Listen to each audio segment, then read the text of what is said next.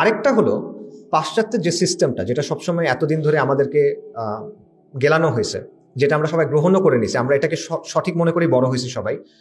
এই জিনিসটা যে ফাংশন করে না, এটা মোটামুটি সবার কাছে এখন ক্লিয়ার। একটু বয়স্ক যারা, তাদেরটা না, বুমার টাইপের যারা আছে, মানে যাদের বয়স 60-এর উপরে ধরেন, তারা হয়তো এখন এগুলো বিশ্বাস করে, বাট এর নিচে যারা আছে মোটামুটি তারা সবাই বোঝে। আমরা গাজার ক্ষেত্রে দেখছি, যেমন ধরেন মানবাধিকার, এটা বাস্তবতা আসলে নাই।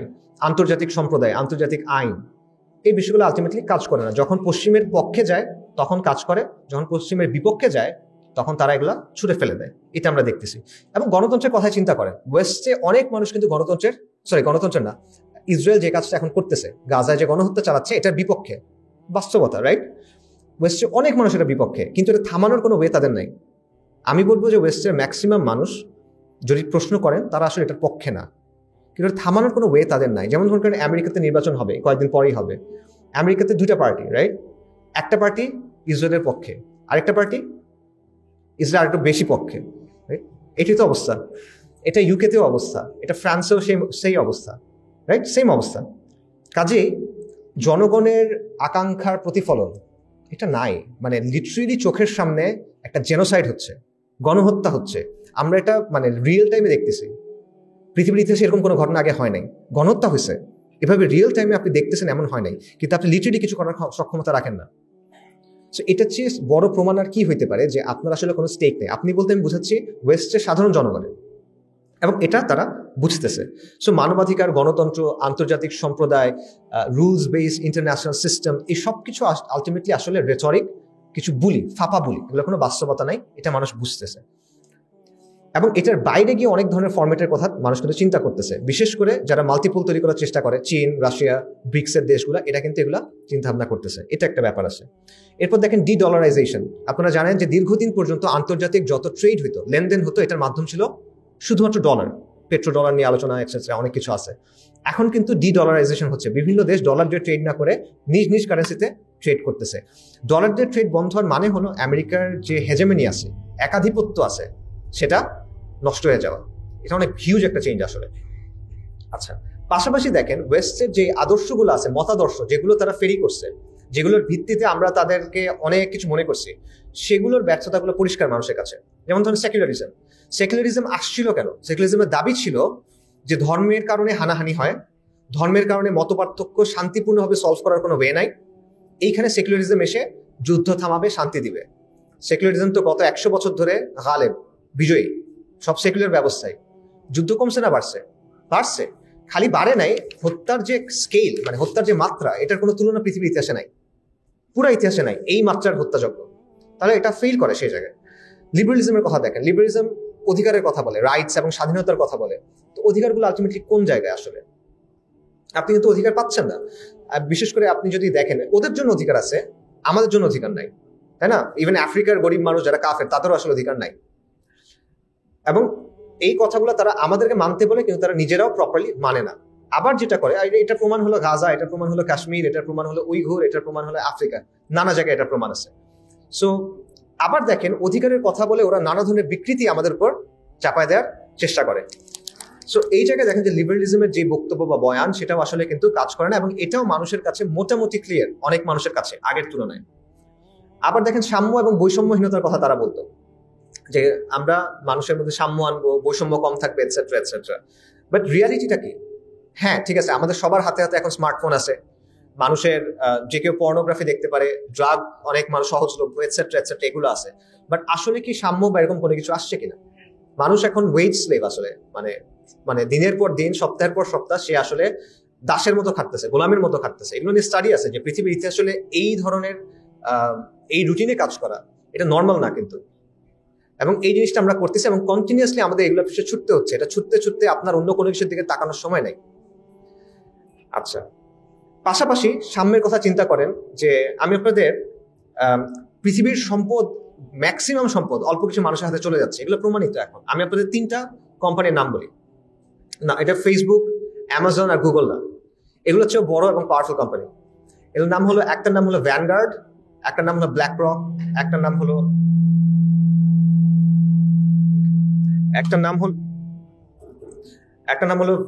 ভ্যানগার্ড, একটা নাম হলো ব্ল্যাক রক, একটা নাম হলো স্টেট স্ট্রিট। এটা হলো 3টা ফাইন্যান্সিয়াল ম্যানেজমেন্ট কোম্পানি, এবং এরা 3জনে মিলে প্রায় $22 ট্রিলিয়ন ইনভেস্টমেন্ট ম্যানেজ করে। এটা কত বড় আমি বুঝাই। আমেরিকাতে একটা ইন্ডেক্স আছে, এটার নাম হলো S&P 500। আমেরিকার সবচেয়ে বড় 500টা কোম্পানি, তাদের মার্কেট পারফরমেন্স এটা চেক করে, ঠিক আছে? তো এই 500টা কোম্পানির মধ্যে এই 3টা মিলে $22 ট্রিলিয়ন, বাকি 497টা মিলে $38 ট্রিলিয়ন। 3টা মিলে 22, 497টা মিলে 38, অর্ধেকের চেয়ে বেশি। এটার মানে, এবং Apple, Microsoft, Google, Amazon, Nvidia, সবচেয়ে বড় বড় যে কোম্পানিগুলো আছে মানে মার্কেটে, এদের ম্যাক্সিমাম শেয়ার হোল্ডারের লিস্ট দেখেন। ভ্যানগার্ড, ব্ল্যাকরক, প্রথম 1টা এবং 2টা, প্রত্যেকটার ক্ষেত্রে। তো এটা মানে কি এরা দুনিয়া কন্ট্রোল করে না? এটা মানে এটা দুনিয়া কন্ট্রোল করে না, বাট এটা মানে হলো এটা কর্পোরেট ওয়ার্ল্ডটা কন্ট্রোল করতে পারে। কর্পোরেট ওয়ার্ল্ডের পলিসি কি হবে সেটা তারা কন্ট্রোল করতে পারে। এদের এক্সট্রিম পর্যায়ের মানি আছে, যেটা দিয়ে তারা রাজনীতিকে এবং সমাজের নীতিকে প্রভাবিত করতে পারে। পাশাপাশি দেখেন যে ওয়ার্ল্ডের যে মিডিয়াগুলো আছে, এগুলো প্রমাণিত, এগুলো কোনো কনস্পিরেসি থিওরি না, এগুলো আপনারা ডকুমেন্টেড কেস। নোয়াম চমস্কির মতো অনেক মানে well establish, well respected academics এগুলো নিয়ে বিস্তারিত আলোচনা করছেন। সেগুলো যদি আপনারা দেখেন যে পৃথিবীর ম্যাক্সিমাম মিডিয়া ওয়েস্টে 5টা কোম্পানির হাতে। তা আপনি ব্ল্যাকরককে আনেন, এই 5টা কোম্পানিকে আনেন, এই 8টা এন্টিটি, তারা একটা দেশের কতটা প্রভাব বিস্তার করতে পারবে? মানুষের জনমতের কথা চিন্তা করেন, নির্বাচনে ফান্ডিং এর কথা চিন্তা করেন, নির্বাচনে ক্যান্ডিডেটের কথা চিন্তা করেন, রাজনৈতিক দলগুলোর পলিসির কথা চিন্তা করেন। কেন দলগুলো চাইলেও আসলে ইসরায়েলের ব্যাপারে তাদের পলিসি চেঞ্জ করতে পারবে না? এইসব কারণে পারবে না, কারণ এই জিনিসগুলো অল্প কিছু মানুষের হাতে আছে এবং তারা এগুলো কন্ট্রোল করতে পারে, ঠিক আছে? সো এই অবস্থান থেকে আপনি আসলে কিভাবে বলেন যে আপনি ডেমোক্রেসির মাধ্যমে বা অন্য কোনো কিছুর মাধ্যমে ওই জায়গায় জনগণের ইচ্ছার আকাঙ্ক্ষার প্রতিফলন হবে? এটা হয় না, আসলে এটা বাস্তব না, এটা জাস্ট পসিবল না। আপনি এটা এক্সট্রিম লেভেলে ম্যানিপুলেট করা সম্ভব। আচ্ছা, সো ওয়েস্টে এই জিনিসটা আসলে ফেল করতেছে, এবং আবারও বলছি ওয়েস্টের অনেক এক্সপার্টস এবং একাডেমিক্স এই বিষয়গুলো নিয়ে আলোচনা করতেছেন। এরপর আসেন ক্লাইমেট ক্রাইসিস। ক্লাইমেট ক্রাইসিস মানে হলো এই যে পরিবেশগত যে বিপর্যয়টা, রাইট? আচ্ছা, মানুষ হাজার হাজার বছর ধরে সমুদ্র উপকূল থেকে মাছ ধরছে না? ধরছে। মানুষ হাজার হাজার বছর ধরে জঙ্গল থেকে গাছ কাটছে, সমস্যা হয় নাই। মাছের জায়গায় থাকছে, বনের জায়গায় থাকছে। বাট এখন কি অবস্থা? মাছের কলোনি উজাড় হয়ে গেছে, ডিফরেস্টেশন হচ্ছে। এটা কেন? কারণ ক্যাপিটালিজম আমাকে এমন ভাবে গাছ কাটতে শিখাইছে যে এরপরে ওই বন আর দাঁড়াইতে পারে না। ক্যাপিটালিজম আমাকে এমন ভাবে মাছ কাটতে শিখাইছে, মানে মাছ ধরতে শিখাইছে, যার ফলে ওই মাছের কলোনি আর নতুন করে ব্রিড করতে পারে না, একেবারে উজাড় হয়ে যেতে হয়, ঠিক আছে? সো একদিকে সে আপনাকে প্রগতির কথা বলতেছে, সমৃদ্ধির কথা বলতেছে, কিন্তু অন্যদিকে সে পরিবেশকে ধ্বংস করে দিচ্ছে, যে পরিবেশের উপর আপনি নির্ভরশীল, তাই না? সো যেখানে পরিবেশের সাথে সহাবস্থানের দরকার ছিল, সেখানে সে আপনাকে শিখাইছে পরিবেশকে ডমিনেট করতে। এবং এই ডমিনেট করা বা নিয়ন্ত্রণ করা, এটা একটা সময় পর্যন্ত ভালো কাজ করছে, বাট এটা সাস্টেইনেবল না, এই জন্য এটা কোলাপস করতেছে। এবং এখানে দেখেন ডাবল স্ট্যান্ডার্ড। তারা পরিবেশটাকে ধ্বংস করে, পরিবেশটাকে ইচ্ছে মতো কাজে লাগায়, নিজেরা উন্নত হয়েছে। এখন আমাদেরকে এসে বলছে তোমরা এগুলো করতে পারবে না। মানে ওরা পুরো সুবিধাটা নিবে, সমস্যাটা আমাদের উপর। এবং এই যে জলবায়ু বিপর্যয় যেটা বলে, এটার সবচেয়ে বড় ক্ষতিগুলো কাদের জন্য? আমেরিকার জন্য তো না, ইউরোপের জন্য তো না, এগুলো হলো আমাদের মতো দেশগুলোর জন্য। Subcontinent, specifically subcontinent, Malaysia, Indonesia, এই টাইপের দেশগুলা। ওয়েস্ট কিন্তু এগুলার ভুক্তভোগী না। তো কাজেই এইরকম নানা দিক আছে, আমি আর যাচ্ছি না আন্তর্জাতিক পর্যায়ে। তো এখানে দেখেন যে ওয়েস্টের এই সিস্টেমটা প্রায় 300 বছর ধরে এভাবেই রয়ে গেছে। 300 বছর ধরে আমরা এগুলোকে সঠিক ভেবে নিয়ে আসছি, এবং আমাদের চিন্তাভাবনা, সামাজিক চিন্তাভাবনা, রাজনৈতিক চিন্তাভাবনা ব্যাপকভাবে পশ্চিমের এই মতাদর্শগুলো দ্বারা প্রভাবিত। এমনভাবে প্রভাবিত আমরা আসলে ঠিকমতো বুঝিও না। যেমন ধরেন আমরা রাজনীতিতে ডান বাম বলি, এই কথাটা কোত্থেকে আসছে? এটা আসে ফ্রেঞ্চ রেভলিউশনের সময় থেকে। যে ফ্রেঞ্চ রেভলিউশনে একটা কনস্টিটিউয়েন্ট অ্যাসেম্বলি ছিল, একটা পরিষদ ছিল। পরিষদে মানুষকে মানে বিভিন্ন গ্রুপের লোকদেরকে বিভিন্ন দিকে বসানো হয়েছিল। ডান দিকে বসানো হয়েছিল যারা রাজতন্ত্র কায়েম রাখতে চায়, বাম দিকে বসানো হয়েছিল যারা পরিবর্তন চায় অনেক বেশি, একটু বিপ্লবী টাইপের, ঠিক আছে? এরপর থেকে যারা রক্ষণশীল তাদেরকে ডানপন্থী বলা হয়, যারা বিপ্লবী বা প্রগতিশীল তাদেরকে বামপন্থী বলা হয়। তো আমরা যখন ডানপন্থী বামপন্থী বলি, আমরা কিন্তু ওই ফ্রেমের ভিতর থেকে বলি। মানে আমি জাস্ট একটা এক্সাম্পল দিচ্ছি যে এই ওয়েস্টের হিস্ট্রি, ওয়েস্টের মতাদর্শ কত গভীরভাবে আমাদের চিন্তাকে প্রভাবিত করতেছে। ওয়েস্টরা যখন চলে গেছে এখান থেকে, উপনিবেশ চলে গেছে, তখন কিন্তু তাদের সিস্টেম, তাদের চিন্তা আমরা এটা থেকে বের হইতে পারি নাই। কিন্তু এখন ওয়েস্টের মধ্যে এগুলোকে প্রশ্ন করা হচ্ছে। তো সমস্যা হলো যে আমরা যেটা করি, আমরা ওয়েস্টের কপি করি, এবং এটা একটু ল্যাগ আছে কপি করার সময়। মনে করেন ওই যে অনেক সময় ভিডিওতে দেখবেন যে ভিডিও আগে যায়, অডিওটা একটু মিস হয়, 2-3 সেকেন্ড পেছনে থাকে, আমাদের অবস্থাটা ওই রকম। তো ওয়েস্টে যেটা এখন হয়, আমরা হয়তোবা 5 বছর 10 বছর পর এটা করি। তো এখন যেহেতু ওয়েস্টে বলতেছে, ধরুন 5-10 বছর পর দেখবেন যে আমাদের দেশে এটা ট্রেন্ডি হবে এই কথাগুলো বলা, বাট তখন দেরি হয়ে যাবে আমার মতে। সো ইবনে খালদুনের একটা কথা আছে যে সভ্যতার বা সাম্রাজ্যের একটা লাইফ সাইকেল আছে, তার জীবনের একটা চক্র আছে, তার উত্থান হয় এবং তার পতন হয়, বিভিন্ন চক্রের মধ্যে দিয়ে সে যায়, এবং পতনের আগের যে পর্যায় এটা হলো অবক্ষয়ের একটা পর্যায়। তো ওয়েস্ট আসলে ওই পর্যায়টার মধ্যে আছে। এটা নিয়ে আমার একটা বই আছে অবক্ষয়কাল, সেখানে শেষের অংশটা নিয়ে অনেক আলোচনা আছে, আপনারা কেউ চাইলে শুনতে পারেন, পড়ে দেখতে পারেন, সরি। আচ্ছা, আন্তর্জাতিক শেষ করি, এইতে চলে যাই, আঞ্চলিক ক্রাইসিসে চলে যাই। আঞ্চলিক ক্রাইসিস বলতে আমরা যে অঞ্চলে আছি এই অঞ্চলের ক্রাইসিস। এই অঞ্চলের ক্রাইসিস প্রথমত দেখেন হিন্দুত্ববাদী যে রাজনীতি। বিজেপি আগামী বছর তাদের 100 বছর পূর্তি হবে, তাদের ঘোষিত উদ্দেশ্য হলো অখণ্ড ভারত প্রতিষ্ঠা করা। আফগানিস্তান থেকে শুরু করে মিয়ানমার পর্যন্ত তারা এখানে অখণ্ড ভারত প্রতিষ্ঠা করবে। 100 বছর ধরে একটা রাজনৈতিক দল না, একটা সংগঠন কাজ করে যাচ্ছে, তাদের সাথে দল 2বার ক্ষমতায় আছে গত 10 বছর ধরে। তাদের সদস্য শাখা হলো 57,000, তাদের সদস্য সংখ্যা 60 লক্ষের মতো। এটা মানে ফালতু কথাবার্তা বলার কথা না। হইতে পারে যে তারা এটা পারবে না, হইতেই পারে, কিন্তু তারা একটা সিরিয়াসলি মনে করে যে তারা পারবে এবং তারা একটা চেষ্টা করবে। এটা একটা বড় সমস্যা আসলে। এবং ওয়েস্টের যে ওয়েস্ট বলছি, ইন্ডিয়ার যে নতুন সংসদ ভবন, সেখানে তারা কিন্তু অখণ্ড ভারতের বিশাল ম্যাপ একদম দিয়ে রাখছে, একদম ওপেনে দিয়ে রাখছে। সো এই সম্প্রসারণবাদী যে চিন্তাটা আছে, এটা একটা বড় সমস্যা আঞ্চলিকভাবে। এবং এটা আপনি এখন প্রবলেম মনে রাখবেন, 25 বছর পর কি হবে। আরএসএস এর যারা প্রধান আছে, মোহন ভাগাবত, তার বক্তব্য বলে যে এই জেনারেশন বুড়া হওয়ার আগে এটা হয়ে যাবে। এবং সে বলছে যে আমরা গাড়ি ছেড়ে দিছি, এটা আমি আরো এক জায়গায় বলতেছিলাম, যে আমরা গাড়ি ছেড়ে দিছি অখণ্ড ভারতের, এই গাড়িতে কোনো ব্রেক নাই, খালি এক্সিলারেটর আছে, এটা আমরা চালায় যাব, এবং যদি এই স্পিডে যাই 20 থেকে 25 বছরের মধ্যে অখণ্ড ভারত প্রতিষ্ঠা হবে, আর যদি একটু জোরে চালাই তাহলে 10 থেকে 15 বছরের মধ্যে হয়ে যাবে। এটা সে বলছে 2022 সালে সম্ভবত। এবং সে বলছে আমরা জোরেই চালাবো, আস্তে চালাবো না। আচ্ছা, এটা দেখেন। এছাড়া দেখেন আরো অনেক ইস্যু আছে, যেমন ধরেন পানি নিয়ে একটা বড় সমস্যা আছে। আমাদের যত নদীগুলো আছে, সিন্ধু নদী এবং এটার সাথে যে ট্রিবিউটারিজ আছে, এই সবগুলোর উৎস কিন্তু কোথায়? ভারতে। এবং ভারত কি করে ড্যাম দিয়ে এগুলো নিয়ন্ত্রণ করার চেষ্টা করে। এটা কিন্তু খালি আমাদের প্রবলেম না, আমাদের প্রবলেম হয়েছে যে বন্যার সময় আমরা এগুলো নিয়ে কথাবার্তা বলছি, বাট এটা কিন্তু পাকিস্তানের জন্য প্রবলেম। এবং পৃথিবীর ইতিহাসে মাটি, পানি এবং মানুষ এগুলো নিয়ে সবচেয়ে বেশি গ্যাঞ্জাম হয়। মানে হিস্টোরিক্যালি যদি চিন্তা করেন, এগুলো নিয়ে সবচেয়ে বেশি যুদ্ধ হয়, কারণ এগুলো ছাড়া আপনি বাঁচতে পারবেন না। তো এইটারও কোনো সলিউশন কিন্তু আসলে আলটিমেটলি হয় না, কারণ এবং ইন্ডিয়া কিন্তু এই জায়গাটাতে বারবার তার কন্ট্রোলটা বাড়ায় যাচ্ছে। এরকম নানা প্রবলেম আছে।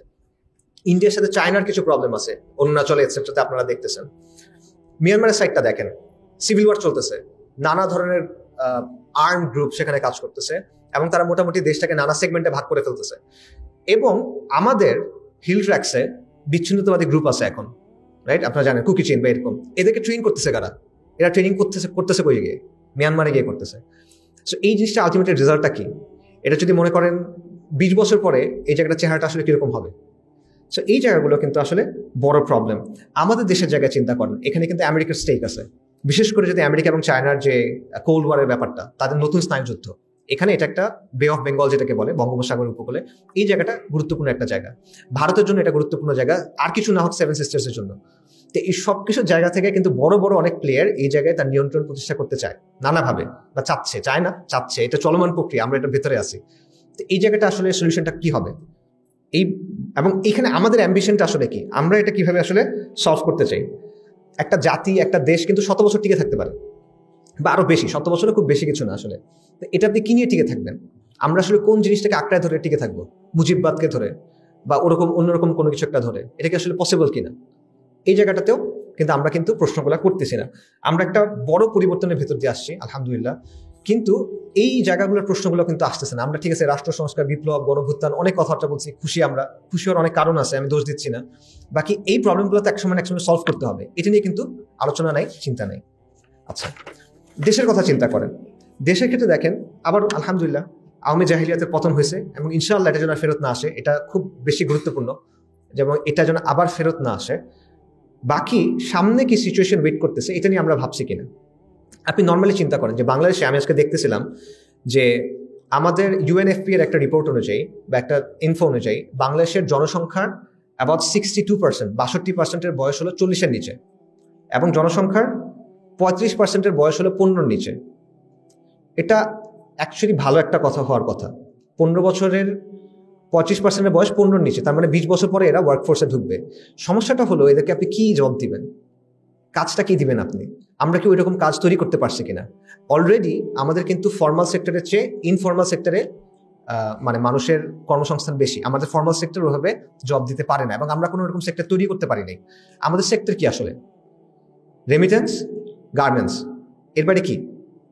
এর বাইরে কোনো কিছু আমরা তৈরি করতেছি কিনা? এবং এটা কি এরকমই থাকবে কিনা? 20 বছর পরে কি আপনি এগুলো দিয়ে চালাতে পারবেন কিনা? ওই অবস্থাটা কি হবে যখন আপনার এই 35% তারা জব মার্কেটে ঢুকার অবস্থায় আসছে, আজকে থেকে 20 বছর পর মনে করেন তারা জব পাচ্ছে না, তখন সিচুয়েশনটা কিরকম হবে? সো হিস্টোরিক্যাল স্টাডি বলে যে যখনই মধ্যবিত্তের মধ্যে এরকম একটা সিচুয়েশন তৈরি হয় যে তারা পড়াশোনা শেষ করছে এবং তারা জব মার্কেটে ঢুকবে কিন্তু তারা আশানুরূপ জব পাচ্ছে না, তখন এটা সমাজে অস্থিতিশীলতার জন্ম দেয়। এটা ফ্রেঞ্চ রেভলিউশনের ক্ষেত্রেও হয়েছে, নানা সময় নানা জায়গায় হয়েছে। ঠিক আছে, কেন? কারণ গরিবরা যদি সমস্যার মধ্যে পড়ে, যারা একেবারেই গরিব, তারা ওটা মেনে নেয়, মোটামুটি তারা কোপ করার চেষ্টা করে। কিন্তু মধ্যবিত্ত চুপচাপ মানতে চায় না, তার মধ্যে একটা সেন্স অফ এন্টাইটেলমেন্ট কাজ করে। তার মনে হয় যে রাষ্ট্র তো আমাকে এটা দেওয়া উচিত, সমাজ তো আমাকে এটা দেওয়া উচিত, আমি এখানে ভিকটিম। এবং সে রেগে যায়, তখন তার মধ্যে একটা ক্ষোভ কাজ করে, এবং এই ক্ষোভটা নানাভাবে তখন বের হয়ে আসে পলিটিক্যালি, রাইট? সো এটা অস্থিতিশীলতার জন্ম দেয়। সো আমাদের দেশের ক্ষেত্রে আমার মনে হয় এটা একটা বড় ইস্যু আছে। অন্য এবং সোশ্যাল ক্রাইসিসগুলো আছে, যে আমাদের সমাজের নৈতিকতার জায়গাটার কি অবস্থা, এখন মরাল জায়গাটার কি অবস্থা, এগুলো আপনারা দেখতেছেন। জিনার, ব্যভিচার, গর্ভপাত, ড্রাগস, ফ্যামিলি ভেঙে যাওয়া, ডিপ্রেশন, এলজিবিটি, এগুলো কিন্তু আপনারা দেখতেছেন বাস্তবতা। এবং এটা ট্রেন্ডটা কি কমবে না বাড়বে? বর্তমান অবস্থা যদি চলমান থাকে তাহলে এটা কি বাড়বে না কমবে? বাড়বে। তো এটা যদি বাড়তে থাকে আবারও, অত বেশি চিন্তা করার দরকার নাই 20 বছর পর এটার অবস্থাটা কি হবে, এটা আমাদের চিন্তা করার দরকার আছে। সো রিক্যাপ করি, আমরা একটা ঐতিহাসিক সময়ের মধ্যে আছি, যেটা একটা যুগসন্ধির সময়। আমি বলতেছি আমার মত এটা। আন্তর্জাতিকভাবে একটা প্রোফাউন্ড চেঞ্জ আসতেছে, আঞ্চলিকভাবে একটা প্রোফাউন্ড চেঞ্জ আসতেছে, এবং দেশের ভেতরেও একটা ক্রিটিক্যাল অবস্থার মধ্যে আমরা আছি। তো এই জায়গার সমস্যাগুলোর সমাধান আসলে কি? অবশ্যই আমরা মুমিন, আমরা মুসলিম, তো আমরা এই জায়গা থেকে চিন্তা করব। এই জায়গা থেকে যদি আমরা চিন্তা করি যে আন্তর্জাতিকভাবে যদি এই সিস্টেমটা চলে যায়, এটার পরিবর্তে নতুন কিছু যদি আসে, আমরা চাই কি আসুক? অবশ্যই ইসলাম আসুক, আমরা এটা এই জায়গায় চাই। আঞ্চলিকভাবে এটা আরো বড় সমস্যা আসলে। আঞ্চলিকভাবে আপনি ইসলাম চাওয়ার দরকার নাই, আপনি যদি জাস্ট অস্তিত্ব টিকে রাখতে চান, আপনার ইসলাম ছাড়া আর কিছু এখানে নাই। আপনি হিন্দুত্ববাদের মোকাবেলা কি দিয়ে করবেন? আসলে এটা জাস্ট মানে এটা নো ব্রেইনার আসলে, যে কেউ এটা, আমি মনে করি একটা সেকুলারও এটা বোঝা উচিত, যদি সে মানে বিবেক কিছুটা এখনো বাকি থাকে, এটা আর কি। সো এবং দেশের ক্ষেত্রেও, আমার দেশের অস্তিত্বের প্রশ্ন, সবকিছুর প্রশ্ন। আপনি যে আসলে এই কি নিয়ে আপনি আগাবেন, আপনার ন্যাশনাল কনসিয়াসনেস, কালেকটিভ কনসিয়াসনেস, আসাবিয়া যেটা বলেন, ইবনে খালদুনের অর্থে আসাবিয়া, এটা আসলে কোন জায়গা থেকে আপনি করবেন, এটা ইসলামের জায়গা থেকে করতে হবে। বাকি প্রশ্নটা হলো, ঠিক আছে, এটা অনেক বড় বড় অনেক কথা বললাম, অনেক বড় বড় সমস্যা বললাম, বাট এখানে আসলে আমাদের করণীয়টা কি, বা আমরা কি করতে পারি? তো বড় বড় অবস্থার মানে সমস্যার সামনে পড়লে দুইটা অ্যাপ্রোচ মূলত দেখা যায়। একটা অ্যাপ্রোচ হলো যে এগুলো অনেক বড় সমস্যা ভাই, আমি এগুলো জানি না, আমি আমার মতো থাকি, আমি আমার জীবনে আমারটা ঠিক মতো করার চেষ্টা করি। এটা হলো একটা অ্যাপ্রোচ। আরেকটা অ্যাপ্রোচ হলো যে ঠিক আছে, না, আমার পারিপার্শ্বিকতাকে আমি যতটুকু পারি পরিবর্তন করার চেষ্টা করি। অবভিয়াসলি ইসলামের অবস্থান হলো পরেরটা, প্রোঅ্যাক্টিভ অবস্থানটা, যে আমি আমার একটা দায়িত্ব সবসময় আছে সমাজের প্রতি, কমের প্রতি, মানুষের প্রতি, ইন জেনারেল মানব জাতির প্রতিও। এবং সবচেয়ে বড় কথা হলো, কেউ যদি অপশন 2 নিয়ে কাজ না করে, কেউ যদি পারিপার্শ্বিকতা পরিবর্তন করার জন্য কাজ না করে, দীর্ঘমেয়াদে কিন্তু অপশন 1 আর থাকে না। সমস্যা মানে ওই যে জাহাজ, নবী সাল্লাল্লাহু আলাইহি ওয়াসাল্লাম জাহাজের একটা এক্সাম্পল দিচ্ছেন, যে জাহাজের 2 তলায় মানুষ আছে, নিচতলার মানুষ যদি ফুটা করে, উপরতলার মানুষ যদি বাধা না দেয়, সবাই একসাথে মারা যাবে। সো ব্যাপারটা একটা এরকম।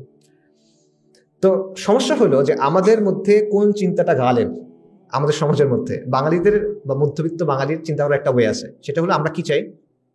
সরকারি চাকরি দরকার, আমার শান্তি দরকার, স্টেবিলিটি দরকার, বিদেশে যাব, সেটেলড হব, ভালো income, kids, family, social mobility, right, higher standard of living, এই জিনিসটা।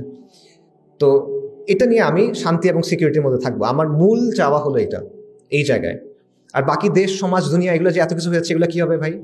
যে ভাই সবই আসলে বুঝছি, বাকি এটা আসলে কি করা যায়, দেখো তোমরা যেটা ভালো মনে করে করো, এরকম একটা অবস্থা। সো এটা হলো টিপিক্যাল বাঙালি চিন্তার জায়গাটা। আরেকটা হলো দিন ইসলামের জায়গা থেকে চিন্তা, যেটা বললাম, সেটা হলো পরিবর্তন করা। বাট পরিবর্তন করার জায়গায় দুটা প্রবলেম হয়। একটা প্রবলেম হলো ওভারওয়েলমড হয়ে যাওয়া, যেটা তো আসলে অনেক বড় সমস্যা, আমি এখানে কি করবো, আমার করার কি আছে এখানে? এটা একটা ভ্যালিড কথা আসলে। বাট এটার রেজাল্টটা হয় যে আমি আসলে কিছু করবো না, তার মানে যেরকম আসে ওরকমই আসি। এটা একটা। আরেকটা প্রবলেম হলো যে কনস্পিরেসি থিওরি নিয়ে অনেক বেশি চিন্তা করা। আমার কাছে মনে হয় একটা বড় সমস্যা, যে অনেক কনস্পিরেসি থিওরি নিয়ে আমি চিন্তা করছি, মনে করেন ফ্রিমেসন, ইলুমিনাতি, তারপর মনে করেন রথশাইল্ডস বা ইভেন ভ্যানগার্ড, ব্ল্যাক রক, এদের কথা বললাম, এদেরটাও, যে আলটিমেটলি এরাই তো সবকিছু নিয়ন্ত্রণ করতেছে, এটা দাজ্জালি একটা বিশ্ব ব্যবস্থা, এখানে আসলে আমার তো তেমন কিছু করার নাই, রাইট? তো এইখানে ভারসাম্যের একটা দরকার আছে। দুনিয়াতে আসলেই কিছু ষড়যন্ত্র আছে, ব্যাপারটা এমন না যে ষড়যন্ত্র একেবারে নাই, এটা একেবারে উড়ে দেওয়ার মতো কিছু না, বাস্তবতা আছে, এগুলা ঐতিহাসিকভাবে ডকুমেন্টেড, জাস্ট মানে ফ্রিঞ্জ কোনো কথা না, আপনি একাডেমিক বইয়েও এগুলা প্রমাণিত, এটা আছে। কিন্তু এটাও সমস্যা, যদি আপনি চিন্তা করেন যে সবই দাজ্জালের চাল, সবই ইলুমিনাটির চাল, তাহলে আমরা আসলে কিছু করার নাই, কিছু করতে গেলেই মনে করেন আমি ওর চালের ভিতর ঢুকে পড়ছি, এইটা। এবং যখনই কোনো কিছু আমি আমার হিসাবের মধ্যে ধরতে পারতেছি না, তখনই আমি ধরে নিচ্ছি এটা নিশ্চয়ই ওদের একটা চাল। ব্যাপারগুলো আসলে এরকম না, ঠিক আছে? তো এই জায়গাটাতে সলিউশনটা আসলে যেটা আমার কাছে মনে হয়, যে দেখেন আমাদের কাছে দুটো সোর্স আছে, যেটা একদম কংক্রিট সোর্স। আপনি যদি দুটো সোর্সের কাছে ফেরত যান, আপনি সুনিশ্চিত জ্ঞান পাবেন, এবং যে কোনো পরিস্থিতিতে, যে কোনো সমস্যার ক্ষেত্রে আপনার করণীয় কি, আপনার সমাধান কি, সেটা আপনি সেখানে পাবেন। এই দুটো সোর্স কি? কোরআন এবং সুন্নাহ। যত থিওরি, যত কনস্পিরেসি থিওরি, যত মিডিয়া ন্যারেটিভ, মেইন স্ট্রিম মিডিয়ার কথা বা ইভেন নন মেইন স্ট্রিম অল্টারনেটিভ মিডিয়ার বক্তব্য, এগুলো সব কিন্তু স্পেকুলেটিভ। স্পেকুলেটিভ মানে কি? এগুলোর মধ্যে একটা বাংলা কি বলে, মানে এটা সুনিশ্চিত না, অনিশ্চয়তার একটা ব্যাপার থাকে এখানে। কিন্তু কোরআন এবং সুন্নাহর বক্তব্য সুনিশ্চিত, এখানে অনিশ্চয়তার কোনো জায়গায় নেই। আচ্ছা, তো কোরআন এবং সুন্নাহর জায়গা থেকে যদি আপনি চিন্তা করেন, এই জায়গাগুলো আসলে সহজ হয়ে যায়। কিরকম সহজ? এটা অনেকগুলো আয়াত, অনেকগুলো হাদিস আনা যাবে, আমি আপনাদের জাস্ট দুটা বলতেছি।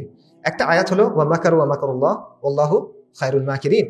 তারা ষড়যন্ত্র করে, আল্লাহ পরিকল্পনা করেন, এবং আল্লাহ সর্বশ্রেষ্ঠতম কৌশলী, এটা। আচ্ছা, কোরআনের আরেকটা আয়াত হলো আল ইয়াউমা আকমালতু লাকুম দীনাকুম ওয়া আতমামতু আলাইকুম নিআমাতি ওয়া রাদিতু লাকুম ইসলামা দীনা, যে আমি আজকে তোমাদের জন্য দিনকে পরিপূর্ণ করে দিলাম এবং তোমাদের প্রতি নিয়ামত পূর্ণ করে দিলাম, এবং ইসলামকে তোমাদের দিন হিসেবে কবুল করলাম। এবং একটা হাদিস, বিখ্যাত হাদিস, তয়ফাতুল মানসুরার হাদিস, মুসলিম শরীফে কিতাবুল ইমারাতে আছে, নানা ধরনের ওয়ার্ডিংয়ে আছে। নবী সাল্লাল্লাহু আলাইহি ওয়াসাল্লাম বলছেন যে এই উম্মার মধ্যে একটা তয়ফা থাকবে, যারা হকের উপরে থাকবে, যাহিরিন আলা হক, এবং তাদের সমালোচনাকারীদের সমালোচনা, বিরোধিতাকারীদের বিরোধিতা, এটা তাদেরকে কখনো ক্ষতিগ্রস্ত করতে পারবে না, এটা সবসময় থাকবে, কন্টিনিউয়ালি এটা থাকবে। আচ্ছা, এটা আমি কেন বললাম? প্রথম আয়াত থেকে আপনি কি পাবেন? ওয়াল্লাহু খায়রুল মাকিরিন, তার মানে হলো ইলুমিনাটি বলেন, দাজ্জালের অনুসারী বলেন, বা যেটাই বলেন, তাদের পরিকল্পনা থাকবে, সমস্যা নাই। বাকি পরিকল্পনা শেষ পর্যন্ত কারটা বাস্তবায়ন হবে? আল্লাহ আযজা ওয়া জাল্লারটা, কোনো প্রশ্ন নাই। কনস্পিরেসি অনেক বড়, অনেক গভীর, অনেক সূক্ষ্ম, আল্লাহ আযজা ওয়া জাল্লার সামনে এটা কিছু না, মাকড়সার জাল, রাইট? আল্লাহ যেভাবে ঠিক করছেন সেভাবেই আলটিমেটলি এটা হবে। এই জিনিসটা আপনার একদম ইতমিনান থাকতে হবে নিজের মধ্যে, তাহলে আপনি কনস্পিরেসি থিওরির এই প্যারাটা থেকে কিছুটা হলে বাড়তে পারবেন। দ্বিতীয়টা হলো যে এই দিনটা আল্লাহ পূর্ণাঙ্গ করে দিয়েছেন কিয়ামত পর্যন্ত। তার মানে যেই সমস্যায় আসুক, যত বড় ক্রাইসিস আসুক, যত অন্ধকার আপনার সামনে আসুক, আলোটা আপনি এখান থেকে পাবেন। আপনার করণীয় কি হইতে হবে, আপনার কোন দিকে যাওয়া উচিত, কোন পথে যাওয়া উচিত, এই প্রত্যেকটা জিনিস আপনি কোরআন এবং সুন্নাহর মূলনীতির আলোকে পাবেন। অবশ্যই স্পেসিফিক্সে পার্থক্য হবে, স্পেসিফিকভাবে আপনি একটা ইনস্ট্রাকশন ম্যানুয়ালের মতো পাবেন না, বাট মূলনীতিটা, প্যারামিটারটা, সীমানাটা আপনি কোরআন সুন্নাহ থেকে পেয়ে যাবেন। এবং হাদিস থেকে যেটা আপনি পাবেন, যে অবশ্যই আবারও যত ষড়যন্ত্র থাক, যত ফলস ফ্ল্যাগ, যত অমুকের এজেন্ট, তমুকের সৃষ্টি, এগুলো যত যাই বলেন, at the end of the day তয়ফাতুল মানসুরা কিন্তু থাকবে। এবং তয়ফাতুল মানসুরার বৈশিষ্ট্য কি সেটা বলে দেওয়া আছে, কিতাবুল ইমারার হাদিসেই বলে দেওয়া আছে কি কি বৈশিষ্ট্য থাকবে। সো কাদেরকে অনুসরণ করা উচিত, কোনটা ইতিহাসের মূল গতিপথ, এটা আপনি এখান থেকে জানতে পারবেন। সো যদি এভাবে চিন্তা করেন, ইনশাল্লাহ সমাধান পাওয়া যাবে। বাকি আপনার খুঁজতে হবে কোরআন এবং সুন্নাহর লেন্সে। আচ্ছা, তো এখন আমরা যাই যে ঠিক আছে, বুঝলাম, বাকি কনস্পিরেসি থিওরির বাইরে যাওয়া যাবে না, কাজ করতে হবে। কাজটা আসলে কিভাবে করতে হবে, বা আমার জায়গা থেকে আমি কি করতে পারি? এই জন্য আমাদের শিক্ষাটা নিতে হবে আলটিমেটলি সাহাবায়ে কেরাম রাদিয়াল্লাহু আনহুম ওয়া আজমাইনের কাছ থেকে। কেন? অনেকগুলো কারণ আছে। প্রথম কারণ, তারা রাসূলুল্লাহ সাল্লাল্লাহু আলাইহি ওয়াসাল্লামের সাহাবী, তারা আমাদের আদর্শ। দ্বিতীয় কারণ, তারা শ্রেষ্ঠতম প্রজন্ম। তৃতীয় কারণ, তারা যুগসন্ধির সময় পার করে আসছেন, তাদের সময়টা যুগসন্ধির সময় ছিল। শুধু করেন নাই, তারা যুগসন্ধির সময়টাকে কাজে লাগায় নতুন একটা ইসলামী সভ্যতা আল্লাহ তাদের মাধ্যমে কায়েম করে দিয়েছেন। অর্থাৎ তারা এটার বেস্ট ইউটিলাইজেশন করছেন। সো আপনি যদি কাউকে ফলো করতে চান, বেস্ট ফলো করা উচিত সাহাবায়ে কেরাম রাদিয়াল্লাহু আনহুম আজমাইনের কাছ থেকে, তাদের ফলো করা। এবং তাদের চিন্তাটা কেমন ছিল, তাদের চিন্তার ওয়েটা কেমন ছিল, যে কোনো পরিস্থিতিতে তাদের চিন্তাটা ছিল যে এই ক্ষেত্রে, এই মোমেন্টে, এই পরিস্থিতিতে আল্লাহ এবং তার রাসূল সাল্লাল্লাহু আলাইহি ওয়াসাল্লাম কোন জিনিসটা পছন্দ করবেন। ঠিক আছে। এবং আরেকটা বিষয় দেখেন, এটা একটা বিখ্যাত হাদিস, আপনারা সবাই জানেন, দাজ্জালের ব্যাপারে একটা হাদিস আছে। নবী সাল্লাল্লাহু আলাইহি ওয়াসাল্লাম বলতেছেন, হাদিসের বক্তব্যটা এরকম যে দাজ্জাল পৃথিবীতে 40 দিন থাকবে। প্রথম দিন হলো একটা বছরের মতো, তারপরেরটা হলো একটা মাসের মতো, তারপরেরটা মনে হয় একটা সপ্তাহের মতো, আর বাকিগুলো হলো তোমাদের দিনের মতো। এটা একটা সুপার ন্যাচারাল টাইপের কথা, তাই না? মানে ব্যাপারটা আসলে কিরকম, খুবই বিচিত্র একটা বিষয়। এখানে আমরা হলে অনেক প্রশ্ন করতাম। সাহাবায়ে কেরাম কি প্রশ্ন করছেন? সালাতের কথা প্রশ্ন করছেন। সাহাবায়ে কেরাম জিজ্ঞেস করছেন যে যেই দিনটা এক বছরের মতো ইয়া রাসূলুল্লাহ, তখন আমরা কিভাবে সালাত আদায় করবো? আমরা এখন যেভাবে সালাত আদায় করি এইভাবে করবো নাকি অন্য কোনো ভাবে? তো এখান থেকে কি বোঝা যায়? ওদের মেন্টালিটি, তাদের মাইন্ডসেটটা বোঝার চেষ্টা করেন। দেখেন, একটা হলো যে তাদের প্রথমত ইবাদত নিয়ে চিন্তা, যে আমার ইবাদতটা ঠিক রাখতে হবে। দ্বিতীয় হলো সালাতের গুরুত্ব, যে দাজ্জাল সেটা সে জানি না, আমার সালাতটা পড়তে হবে। তৃতীয় হলো আমি কি করতে পারি, এটা নিয়ে ওনার প্রশ্ন। ঠিক আছে, অনেক হিসাব মিলানোর প্যাচের মধ্যে যান নাই, আমার করণীয়টা কি, ওই জায়গায় উনি চিন্তা করছেন যে প্রথমে আমার সালাত পড়তে হবে, আমার ইবাদতটা ঠিক রাখতে হবে, এই জায়গায় ওনারা চিন্তা করছেন। তো এই জায়গাতে যদি আমরা চিন্তাগুলো করতে পারি তাহলে আমার মনে হয় এটা আমাদের জন্য বেটার। কেন বেটার? কারণ দেখেন, আমি অনেক বড় বড় অনেক সমস্যার কথা বলছি। এই সমস্যাগুলোর মোকাবিলায় আসলে আপনি কি করতে পারবেন? আপনি আপনার জায়গা থেকে আসলে কি করতে পারবেন? মনে করেন মোদি, হিন্দুত্বা, এটা নিয়ে আপনি কি করতে পারবেন? জায়নিস্টরা রেড হেফার, লাল গরু নিয়ে আসছে, ওরা আলাক্সা মসজিদ ভেঙে দিতে চায়, হাইকাল সুলাইমান তৈরি করতে চায়। আপনি কি করতে পারবেন এখানে? ডিডলারাইজেশন হচ্ছে, মাল্টিপোলার ওয়ার্ল্ড হচ্ছে, আপনার এখানে কি করার আছে? আসলে তেমন কিছু করার নেই আপনার এখানে, রাইট? তাহলে সাহাবায়ে কেরাম কি করছিল? সাহাবায়ে কেরামের সময় তো এই ঘটনাগুলো হচ্ছিল। একদিকে পারস্য এবং রোম ছিল, একদিকে কুরাইশরা ছিল, অনেক বড় বড় ঘটনা ঘটতেছিল। এবং এক পর্যায়ে সাহাবায়ে কেরাম এগুলার কিন্তু মেইন ক্যারেক্টার হয়ে গেছেন। তারা পারস্যকে হারাইছেন, তারা রোমকে হারাইছেন, তারা বাইতুল মাকদিসকে মুক্ত করছেন, তারা হিন্দ ফাতা করছেন, তারা অর্ধেক পৃথিবী জয় করে নিছেন, তারা দ্বীন ইসলামকে কায়েম করছেন, তারা এলায়ে কালেমাতুল্লাহ করছেন, কালেমাকে সবচেয়ে বেশি উঁচু করছেন। কিভাবে করছেন? শুরু করছেন কিভাবে? সাহাবায়ে কেরাম শুরু করছেন তাওহীদের দাওয়া দিয়ে, এবং পূর্ণাঙ্গ দিন হিসেবে ইসলামের দাওয়াটা দিয়ে, এবং ছোটভাবে, একদম ছোট স্কেলে। সাহাবায়ে কেরাম তো অনেক বিশাল গ্র্যান্ড স্ট্র্যাটেজি নিয়ে কাজ করছেন এমন না। মক্কাতে তারা দাওয়া পাইছেন, আশেপাশে সমাজের মধ্যে পাড়া মহল্লা গিয়ে মানুষকে দাওয়াত করছেন। এই জায়গা থেকে শুরু হয়েছে, নাকি অন্য কোনো কিছু ছিল? কোনো সিক্রেট প্ল্যান ছিল কিনা এখানে? গ্র্যান্ড স্ট্র্যাটেজি ছিল কিনা এখানে? না, এটি স্ট্র্যাটেজি, এটা আল্লাহ আযজা ওয়া জাল্লার স্ট্র্যাটেজি। আচ্ছা, সো এই জন্য আমি মনে করি, হ্যাঁ ঠিক আছে, অনেক বড় বড় সমস্যা বললাম, বাট আপনি আসলে আপনার লা ইউকাল্লিফুল্লাহু নাফসাক, আপনি আপনার জায়গা থেকে সাধ্যাত্মিক কাজ তো আপনি পারবেন না। আপনার জায়গা থেকে আপনি কি পারবেন, এটা আপনার চিন্তা করতে হবে। আপনার জায়গা থেকে আপনি যেটা পারেন, আমি যেটা মনে করি সেটা হলো, দেখেন সাহাবায়ে কেরামের মডেলটা হলো এটা, বা নবী সাল্লাল্লাহু আলাইহি ওয়াসাল্লামের দাওয়ার মডেল এটা, যে তাওহীদের দাওয়া, এটার ফলে মেরুকরণ, সমাজের মেরুকরণ। এটা সবসময় নবীরা যখন কোনো দাওয়া দিয়েছেন, এটা কোনো শান্তিপূর্ণ দাওয়া হয় নাই। শান্তিপূর্ণ মানে এটা না যে তারা সবাই লড়াই করছেন, এটা না। সমাজে স্থিতিশীল থাকে নাই সমাজ। যে কোনো নবী যখন দাওয়া দিয়েছেন, সমাজ দুইটা ভাগ হয়ে গেছে, এটা আপনি প্রমাণিত ব্যাপার। ওই দাওয়ার কারণে হয়েছে। এবং এই জন্য তারা বলতো যে তোমরা তো সমাজকে নষ্ট করে দিচ্ছ। মুহাম্মদ সাল্লাল্লাহু আলাইহি ওয়াসাল্লাম ব্যাপারে কি বলতো? ভাইয়ে ভাইয়ে সমস্যা করে, পিতা এবং ছেলের মধ্যে সমস্যা করে, গোত্র এবং ব্যক্তির মধ্যে সমস্যা করে, যে সমাজে অরাজকতা করতেছো, অশ্লীলতা করতেছো। এটা বৈশিষ্ট্য সবার ক্ষেত্রে। তো এটা ওই মেরুকরণটার কথা আমি বলতেছি, যে তাওহীদের দাওয়ার রেজাল্ট হলো মেরুকরণ হবে। এবং তারপর যেটা হয়েছে যে তারা একটা নিজস্ব ভূখণ্ড পাইছেন হিজরত করে মদিনাতে গিয়ে, আল্লাহ আযজা তাদেরকে ওখানে দিয়েছেন।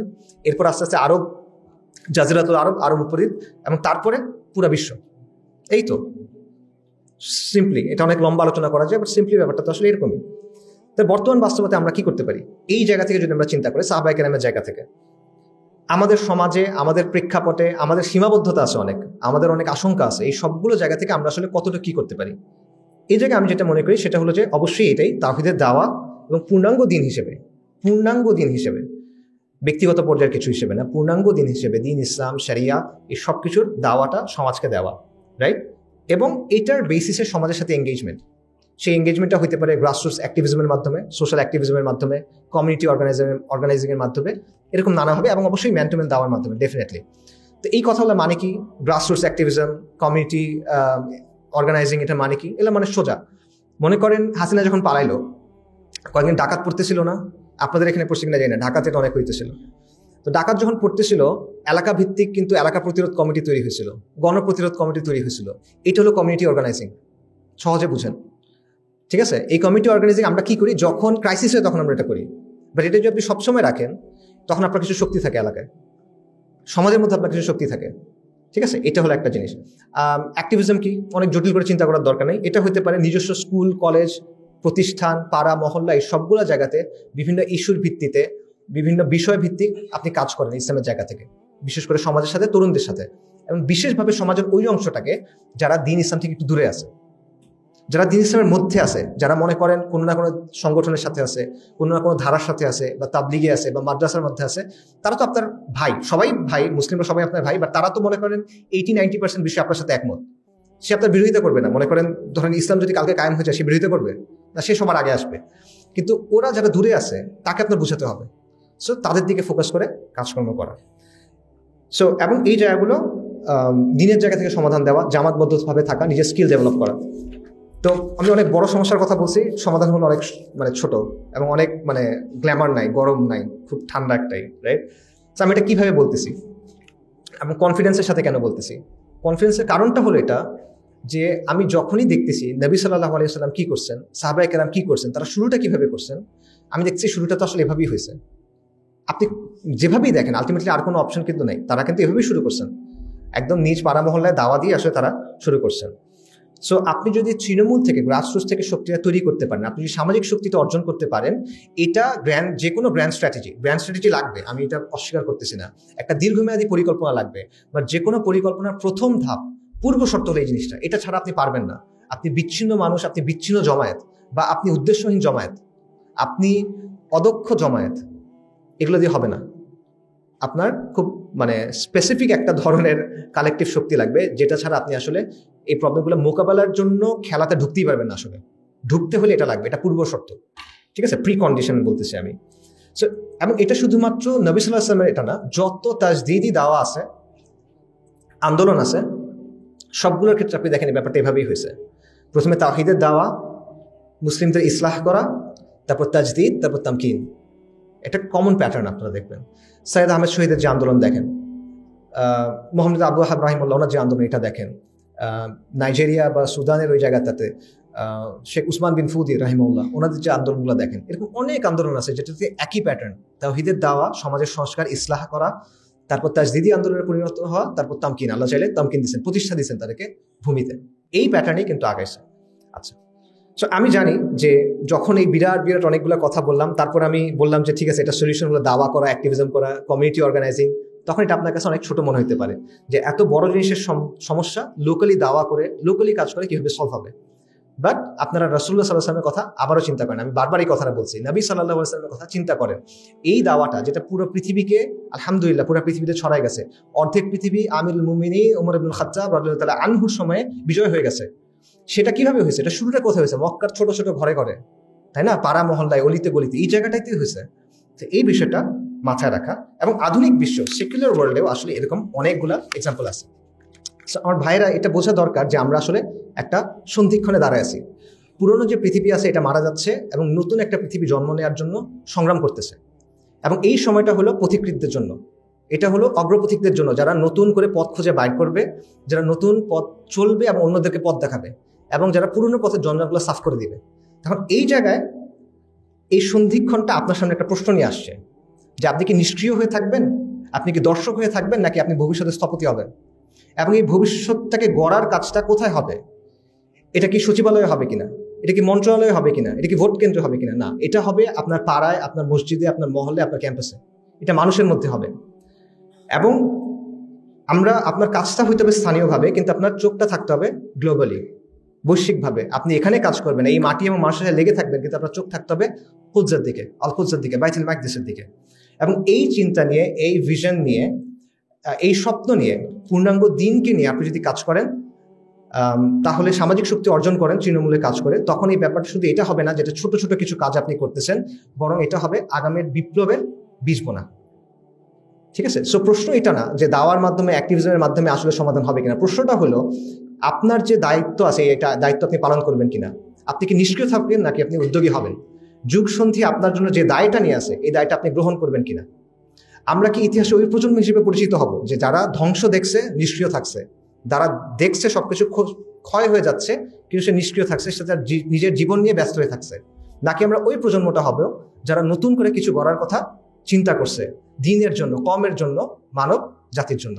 পরিবর্তন সম্ভব, এটা আল্লাহ আযজা ওয়া জাল্লা আমাদেরকে দেখাই দিয়েছেন চোখের সামনে। আমাদের চোখের সামনে আল্লাহ দেখাইছেন, এই আমাদের বাংলাদেশেই দেখাইছেন, এই কয়েকদিন আগেই দেখাইছেন যে পরিবর্তন সম্ভব, যেখান থেকে আপনি চিন্তা করেন নাই। এই জায়গা থেকে পরিবর্তন সম্ভব, পরিবর্তনের ক্ষেত্র আবারও আসবে, পরিবর্তনের সুযোগও আবারও আসবে। আপনি তখন প্রস্তুত থাকবেন কিনা, এই জায়গাটাই হলো প্রশ্ন। আপনার ভূমিকা তখন কি হবে, আমার ভূমিকা তখন কি হবে, আমি কি প্রস্তুত থাকবো কিনা, আমি কি নিষ্ক্রিয় দর্শক হয়ে থাকবো নাকি আমি অ্যাকচুয়ালি খেলার ময়দানে নামবো। এই প্রশ্নটা আমি মনে করি আমাদের জন্য, আমাদের প্রজন্মের জন্য ইমানের প্রশ্নের পরে সবচেয়ে গুরুত্বপূর্ণ প্রশ্ন। এই প্রশ্ন নিয়ে আমাদের সবার চিন্তা করা উচিত। ওয়া আখিরু দাওয়ানা আলহামদুলিল্লাহি রাব্বিল আলামিন। আসসালামু আলাইকুম ওয়া রাহমাতুল্লাহি ওয়া বারাকাতুহু।